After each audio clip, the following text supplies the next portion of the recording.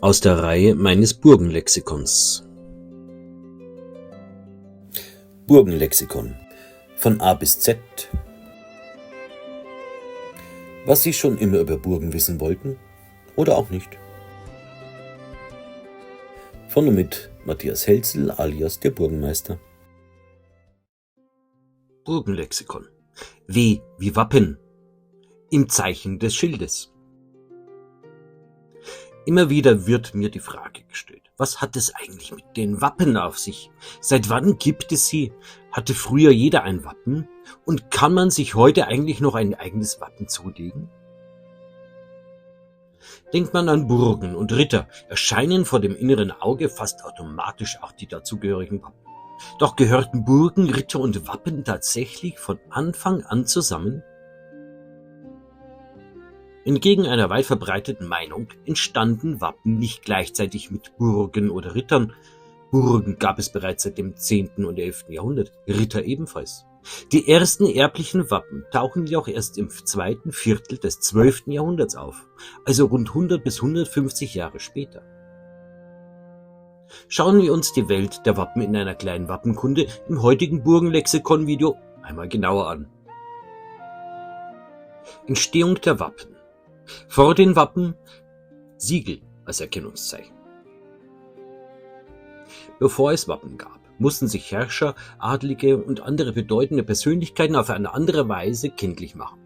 Eine wichtige Rolle spielten dabei Siegel, mit denen Urkunden beglaubigt wurden. In den frühen Jahrhunderten des Mittelalters zeigten diese Siegel häufig das Bild ihres Besitzers, etwa einen König oder Ritter auf einem Thron oder zu Pferd. Andere Siegel trugen lediglich den Namen oder eine Unterschrift ihres Inhabers. Sie dienten weniger der Zierde als vielmehr als persönliches Beglaubigungs- und Rechtszeichen. Mit dem Aufkommen immer größerer Ritterheere und der zunehmenden Bedeutung des schwer gepanzerten Reiterkampfes genügte diese Form der Kennzeichnung jedoch nicht mehr. Ein Siegel befand sich an einer Urkunde. Auf dem Schlachtfeld war es dagegen nutzlos. Es musste also eine Möglichkeit gefunden werden, Personen bereits aus größerer Entfernung eindeutig erkennen zu können. Erste Erkennungszeichen auf Schilden. Schon lange, bevor es eigentliche Wappen gab, wurden Schilde gelegentlich mit einfachen Mustern oder farbigen Bemalungen versehen. Kreuze, Streifen, Kreise oder andere geometrische Zeichen konnten dabei helfen, Freund und Feind besser zu unterscheiden. Diese frühen Schildbemalungen waren jedoch noch keine Wappen im heraldischen Sinn. Sie waren weder erblich noch fest an eine bestimmte Person oder Familie gebunden und konnten sich jederzeit ändern. Erst im Laufe des 12. Jahrhunderts entwickelte sich daraus ein neues System. Die Zeichen auf den Schilden wurden dauerhaft verwendet, eindeutig einer Person oder einem Geschlecht zugeordnet und schließlich auch an die Nachkommen weitergegeben. Damit war der Grundstein für die Heraldik gelegt. Entstehung der Heraldik im 12. Jahrhundert. Die eigentliche Wappenkunde, auch Heraldik genannt, entstand im zweiten Viertel des 12. Jahrhunderts. Als die Ritter immer bessere Rüstungen und schließlich nahezu geschlossene Helme trugen, wurde es zunehmend schwieriger, einzelne Kämpfer auf dem Schlachtfeld zu erkennen. Ein auffälliges und dauerhaftes Zeichen auf dem Schild schuf hier Abhilfe und machte den Träger bereits aus der Ferne identifizierbar. Von Frankreich, England und dem westlichen Reichsgebiet aus verbreitete sich das neue Wesen der Wappen innerhalb weniger Jahrzehnte über weite Teile Europas. Bereits gegen Ende des 12. Jahrhunderts führten zahlreiche Adelsgeschlechter eigene Wappen, die nun als erbliches Kennzeichen der Familie galten und von Generation zu Generation weitergegeben wurden. Aufbau eines Wappens. Dass Wappen also nicht gleichzeitig mit Burgen und Rittern entstanden sind, wissen wir nun. Doch wie ist ein Wappen eigentlich aufgebaut? Auf den ersten Blick wirkt es oft wie eine kunstvolle Zeichnung. Tatsächlich folgt jedoch nahezu jedes Wappen festen heraldischen Regeln und besteht aus mehreren genau definierten Bestandteilen. Wer diese kennt, kann ein Wappen nicht nur besser verstehen, sondern auch seine Bedeutung und Herkunft leichter erkennen. Schauen wir uns deshalb nun den Aufbau eines klassischen Wappens einmal etwas genauer an. Die Helmzier, Auch Kleinod genannt, ist der Schmuck auf dem Helm eines Wappens. Sie entwickelte sich im 12. und 13. Jahrhundert aus den tatsächlichen bei Turnieren und feierlichen Anlässen getragenen Helmaufsätzen. Häufig stellt sie Tiere, Hörner, Flügel oder andere Figuren dar und macht ihren Träger bereits von Weitem erkennbar. Im Wappen wiederholt die Helmzier oft die Schildfigur und greift deren Motiv auf. Sie bildet zusammen mit dem Helm und den Helmdecken den oberen Teil des Vollwappens und ist ein wesentlicher Bestandteil vieler Familienwappen. Der Helmwulst, auch Wulst genannt, ist ein aus miteinander verschlungenen Stoffbahnen bestehender Ring, der oberhalb des Helms liegt. Er verbindet den Helm mit der Helmzier und verdeckt zugleich deren Befestigung auf dem Helm. In der Heraldik ist der Helmwulst meist in den Hauptfarben des Wappens dargestellt und gehört bei vielen Familienwappen zum klassischen Aufbau eines Vollwappens. Neben seiner schmückenden Funktion sorgt er für einen harmonischen Übergang zwischen Helm und Helmzier. Der Helm bildet den Mittelpunkt des Oberwappens und sitzt unmittelbar über dem Wappenschild. Ursprünglich handelt es sich um den tatsächlich getragenen Ritterhelm, auf dem die Helmzier befestigt wurde. Zusammen mit Helmzier, Helmwulst und Helmdecken bildet er das sogenannte Oberwappen. Im Laufe der Jahrhunderte entwickelten sich in der Heraldik verschiedene Helmformen, deren Gestaltung unter anderem vom Zeitraum, vom gesellschaftlichen Stand oder von heraldischen Konventionen beeinflusst wurde. Auf diese unterschiedlichen Helmformen gehen wir später noch etwas genauer ein. Die Helmdecken, auch Helmmantel oder Decken genannt, sind die beidseitigen vom Helm herabfallenden, oft kunstvoll geschwungenen Tuchbahnen eines Wappens. Ursprünglich dienten sie im Mittelalter als Stoffschutz gegen Sonneneinstrahlung und sollten verhindern, dass sich der Metallhelm zu stark erhitzte. In der Heraldik entwickelte sich die Helmdecken zu einem dekorativen Gestaltungselement. Sie wurden meist in den Farben und Metallen des Wappens dargestellt und rahmen Schild und Helm kunstvoll ein. Dabei zeigt die Außenseite die heraldische Farbe, während die Innenseite das zugehörige Metall, meist Silber oder Gold, trägt. Der Wappenschild bildet das zentrale Element eines Wappens und trägt die eigentliche Wappenfigur. Er ist der älteste Bestandteil des Wappens und entstand aus den bemalten Ritterschilden des Hochmittelalters. Bereits im 12. Jahrhundert diente er dazu, seinen Träger auf dem Schlachtfeld oder bei Turnieren eindeutig zu erkennen. In der Heraldik können Wappenschilde unterschiedliche Formen besitzen, je nach Epoche oder künstlerischer Gestaltung. Entscheidend ist jedoch nicht die Form des Schildes, sondern sein Inhalt, also die heraldischen Farben, Metalle und Figuren. Der Wappenschild bildet somit das Herzstück jedes Wappens und bleibt auch dann erhalten, wenn auf Helm, Helmzier oder Helmdecken verzichtet wird. Die Schildfigur ist das eigentliche Hauptmotiv eines Wappens und befindet sich auf dem Wappenschild. Sie dient als wichtigstes Erkennungsmerkmal und kann Tiere, Pflanzen, Gegenstände, Bauwerke oder auch einfache geometrische Formen darstellen. In der Heraldik unterscheidet man dabei grundsätzlich zwischen gemeinen Figuren und heraldischen Bildern. Die Wahl der Schildfigur war häufig eng mit der Familie, ihrer Herkunft, ihren Besitzungen oder besonderen Eigenschaften verbunden. Viele Schildfiguren wurden über Generationen hinweg unverändert weitergeführt und entwickelten sich so zu einem unverwechselbaren Kennzeichen eines Geschlechts oder einer Herrschaft. Die Sprache der Heraldik. In der Heraldik bezeichnet man die fachgerechte Beschreibung eines Wappens als Blasonierung. Dabei wird ein Wappen nicht gezeichnet, sondern mit einer genau festgelegten Fachsprache beschrieben. Ein erfahrener Heraldiker oder Wappenkünstler kann allein anhand dieser Beschreibung ein Wappen zeichnen, ohne jemals eine Vorlage gesehen zu haben. Eine Blasonierung beschreibt dabei nicht jedes einzelne Detail einer Zeichnung, sondern nur die heraldisch wesentlichen Merkmale. Kleinere Unterschiede in der künstlerischen Ausführung sind daher durchaus zulässig, solange die eigentliche Aussage des Wappens unverändert bleibt. Warum gibt es eine eigene Fachsprache? Bereits im Mittelalter mussten Herolde Wappen eindeutig erkennen und beschreiben können. Da dieselben Wappen in den unterschiedlichen Regionen bekannt sein mussten, entwickelte sich im Laufe des 13. Jahrhunderts eine einheitliche Fachsprache. Sie sorgt dafür, dass ein Wappen überall nach denselben Regeln beschrieben und anschließend korrekt dargestellt werden konnte. Bis heute folgt eine Blasonierung einer festen Reihenfolge. Zunächst werden der Schild und seine Farben beschrieben, anschließend die Figuren und schließlich, sofern vorhanden, Helm, Helmzier und weitere Bestandteile des Vollwappens. Dadurch bleibt jedes Wappen eindeutig bestimmbar, auch wenn es von verschiedenen Künstlern unterschiedlich gezeichnet wird.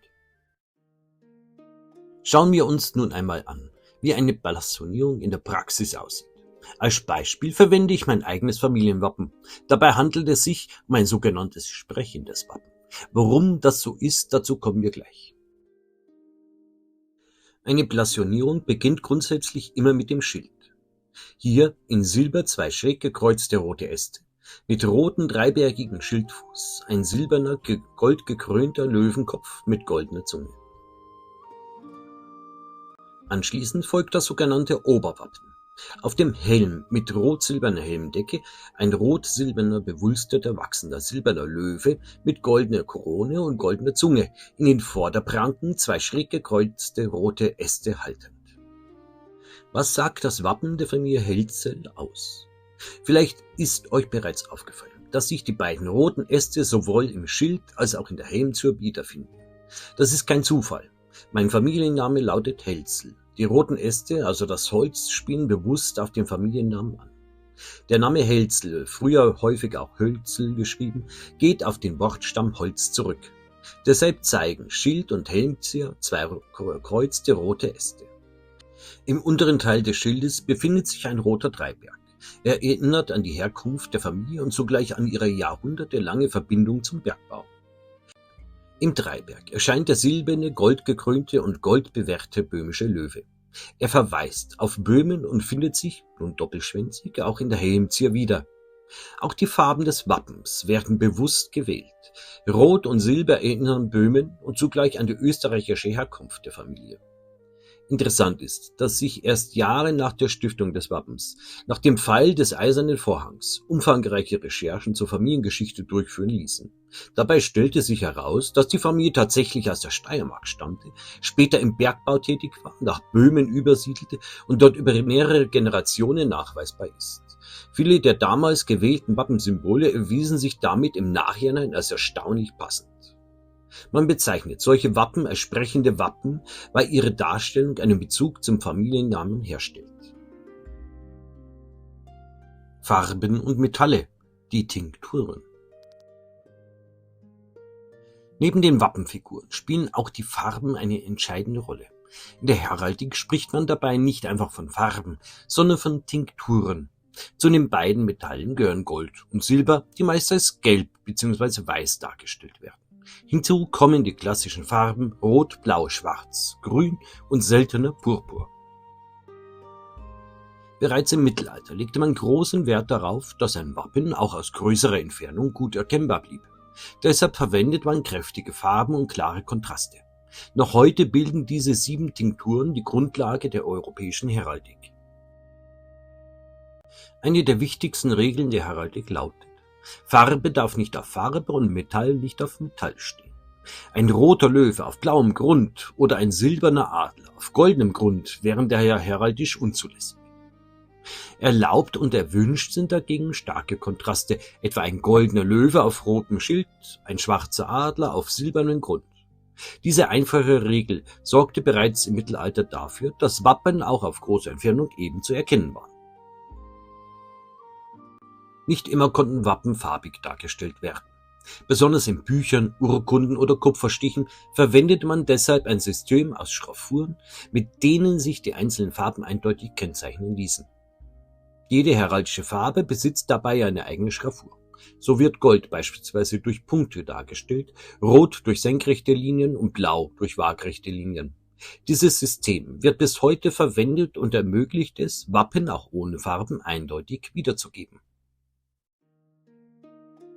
Heroldsbilder. Neben Tieren und anderen Figuren gehören auch einfache geometrische Formen zu den ältesten Gestaltungselementen eines Wappens. Diese nennt man Heroldsbilder. Sie entstehen durch die Teilung oder Gliederung des Schildes und reichen bis in den Anfängen der Heraldik im 12. Jahrhundert zurück. Zu den bekanntesten Heroldsbildern zählen der Pfahl, der Balken, der Schrägbalken, das Kreuz, der Sparren, das Schildhaupt, der Schildfuß sowie der Bord. Gerade wegen ihrer einfachen und klaren Formen waren sie bereits auf dem mittelalterlichen Schlachtfeld gut zu erkennen. Gemeine Figuren. Während Heroldsbilder den Geschild gliederten, bezeichnet man alle übrigen Darstellungen als gemeine Figuren. Dazu gehören Tiere, Pflanzen, Waffen, Gebäude, Burgen, Menschen oder auch Fabelwesen. Die Auswahl war nahezu unbegrenzt und machte jedes Wappen zu einem individuellen Erkennungszeichen. Viele dieser Figuren hatten einen Bezug zur Familie, ihrem Namen, ihre Besitzungen oder besondere Ereignisse. Manche wurden jedoch auch einfach gewählt, weil sie besonders eindrucksvoll wirkten oder sich gut erkennen ließen. Eine eindeutige symbolische Bedeutung lässt sich daher nicht jedem Wappen zuschreiben. Wappen mehr als nur ein Familienzeichen. Mit der zunehmenden Verbreitung der Heraldik wurden Wappen weit mehr als nur Erkennungszeichen einzelner Ritter. Seit dem 12. Jahrhundert erscheinen sie auf Siegeln, Urkunden und Bauwerken und ersetzen dort zunehmend Namens- oder Bildsiegel. So ließen sich Urkunden eindeutig einer Person oder einem Geschlecht zuordnen, während zugleich Rang, Herrschaft und Besitzansprüche sichtbar gemacht wurden. Im Laufe des Mittelalters führten nicht mehr nur Adelsfamilien und Ritterwappen, sondern auch Städte, Klöster, Bischöfe, Zünfte oder schließlich bürgerliche Familien. Durch Erbschaften, Heiraten oder Entstehung neuer Familienlinien wurden Wappen häufig verändert, erweitert oder zu sogenannten Allianz- oder Gemertenwappen vereinigt. Bis heute begegnen uns Wappen auf Burgen, Schlössern, Rathäusern, Kirchen und vielen anderen historischen Bauwerken. Sie erinnern an Bauherren, Besitzer oder bedeutende Umbauten und helfen Historikern oft dabei, Bauphasen oder Besitzverhältnisse zu rekonstruieren. Wappen sind daher weit mehr als kunstvolle Verzierungen. Sie gehören zu den wichtigsten Zeugnissen der europäischen Rechts-, Familien- und Herrschaftsgeschichte. Die Ritterkapelle in Haßfurt wurde ab 1431 als spätgotische Marienwallfahrtskirche errichtet und zählt heute zu den bedeutendsten gotischen Sakralbauten Unterfrankens. Ihren ungewöhnlichen Namen erhielt sie jedoch nicht durch einen Ritterorden, sondern wegen der außergewöhnlich vielen Wappen, die den Chor außen und innen schmücken.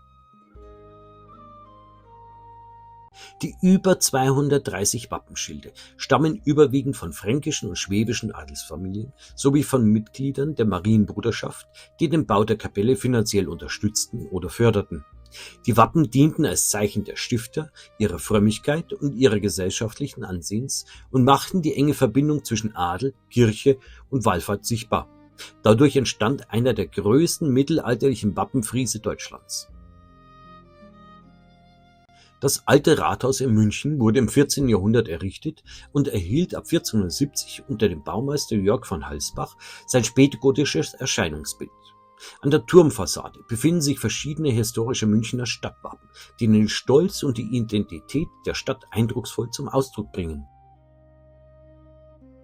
Auch hier am sogenannten Fahnertor der Burg Hoch-Oesterwitz in Kärnten in Österreich präsentiert man sich selbstbewusst. Das farbig gefasste Wappenrelief macht bereits am Burgtor deutlich, wer hier herrschte und welchen Rang die Burgherren innehatten.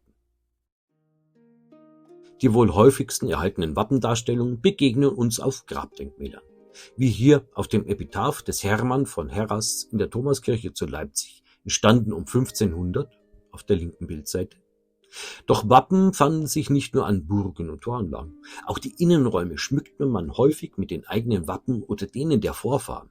Wie hier am Kamin im Wappensaal der Albrechtsburg zu Meißen, rechtes Bild. Darüber hinaus begegnen sie uns an Möbeln, Glasfenstern und in zahlreichen Kirchen natürlich. Darf man heute noch ein Wappen führen? Die Antwort lautet ja. Auch heute können Familien ein eigenes Wappen annehmen oder neu stiften.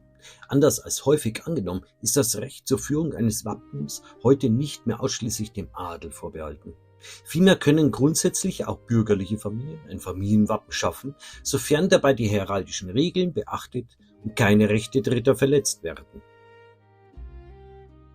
Wer heute ein Familienwappen stiften möchte, sollte nicht einfach selbst ein beliebiges Fantasiewappen entwerfen oder verwenden. Zahlreiche historische und auch neu gestiftete Wappen sind bereits vergeben und genießen als Kennzeichen einer Familie rechtlichen Schutz. Das gilt auch für Wappen längst ausgestorbener Geschlechter, sofern Rechte und berechtigte Interesse berührt werden oder eine Verwechslungsgefahr besteht. Deshalb ist es sinnvoll, vor der Annahme eines neuen Wappens fachkundigen Rat einzuholen und prüfen zu lassen, ob das gewünschte Wappen heraldisch korrekt gestaltet und ausreichend von bereits bestehenden Wappen unterscheidbar ist. Damit ein neues Wappen anschließend eindeutig und dauerhaft einer Familie zugeordnet werden kann, empfiehlt es sich, einen erfahrenen Heraldiker oder einen heraldischen Verein hinzuzuziehen. Dort wird das Wappen fachgerecht entworfen oder geprüft und anschließend häufig in einer anerkannten Wappenrolle, wie beispielsweise der Deutschen Wappenrolle oder der Wappenrolle Herold, registriert. Solche Wappenrollen dokumentieren Familienwappen dauerhaft und stellen für Historiker, Genealogen und Heraldiker eine wichtige Quelle dar. Schlusswort. Wappen sind also weit mehr als nur kunstvoll gestaltete Schilde oder schmückendes Beiwerk. Über Jahrhunderte hinweg dienten sie als Erkennungszeichen von Familien, Herrschaften, Städten und geistlichen Einrichtungen. Sie machten Besitz, Herkunft und Macht sichtbar und erzählen uns bis heute ein Stück europäischer Geschichte. Gerade für Burgenforscher und Historiker sind Wappen deshalb von unschätzbarem Wert. Sie können Hinweise auf ehemalige Besitzer, Bauherren und bedeutende Umbauten liefern und helfen nicht selten dabei, Bauphasen oder Eigentumsverhältnisse eines Bauwerks zu bestimmen. In gewisser Weise sind Wappen der Ausweis des Mittelalters. Sie verraten oft einen Blick, wer ein Gebäude errichtet, erweitert oder bewohnen ließ. Wer künftig eine Burg oder ein Schloss besucht, sollte deshalb ruhig einmal einen genaueren Blick auf die dort angebrachten Wappen werfen. Ob über Toren und Portalen, an Erkern, Kaminen, Gewölbeschlusssteinen oder Grabdenkmälern. Fast jedes Wappen erzählt seine eigene Geschichte. Und vielleicht erkennt ihr beim nächsten Burgbesuch ja bereits die eine oder andere Schildfigur oder könnt sogar das Wappen einer Familie zuordnen. Denn hinter nahezu jedem Wappen verbirgt sich ein Stück Bau-, Familien-, Herrschaftsgeschichte. Man muss nur lernen, sie zu lesen. Welches Wappen auf einer Burg oder einem Schloss ist euch besonders in Erinnerung geblieben? Schreibt es unten in die Kommentare. Danke, dass Sie dabei waren. Ich hoffe, Sie konnten ein Stück Burgengeschichte, Burgenwissen mitnehmen. Ihr Matthias Helzel alias der Burgenmeister. Und nicht vergessen, abonnieren und liken ist kostenlos. Dieses Video wird präsentiert und unterstützt von der Vermittlung Historischer Immobilien OHG.